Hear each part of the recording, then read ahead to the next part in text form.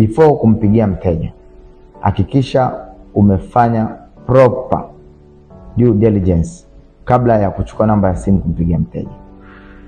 Tuliona ni vitu gani ambavyo unatakiwa uvifanye kabla hujaanza kuongea na mteja. Kuna taarifa wewe unatakiwa uwe nazo, ili utakapoanza kuongea na mteja wako awe anajua kabisa huyu mtu anayeongea na mimi taarifa zangu anazo. Preliminary information za mteja kabla hujaongea naye. Mfano, kujua mteja wakati anakopa alikuwa anafanya kazi kampuni gani, si ndio? Alikopa kiasi gani? Anadaiwa kiasi gani?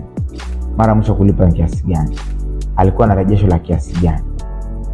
Lakini mbali ya yote hayo, unaweza pia ukaomba hizo information benki kabla hujaongea na mteja. If at all umeona mteja ni potential na ukianza kuongea naye bila kuwa na taarifa sahihi, anaweza kukukimbia.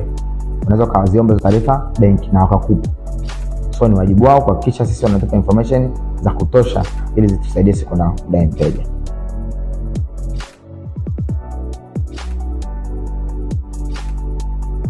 Kwa hiyo nimejaribu tu kugusia, lakini sasa tunaposema kuna mkataba, mfano kwa mikataba ambao mwajiri ameingia kwa niaba ya mwajiriwa, mwajiri ana wajibu wa kumjulisha mkopaji pale ambapo mwajiriwa anaacha kazi. Ana wajibu wa kumwambia bana, benki X, mtumishi wangu XYZ ambaye nilimtambulisha kwako. Na hapo kumbuka, hakikisha kumtambulisha. Wateja wengi wanasema nilizaminiwa. Wateja hawazaminiwi na waajiri.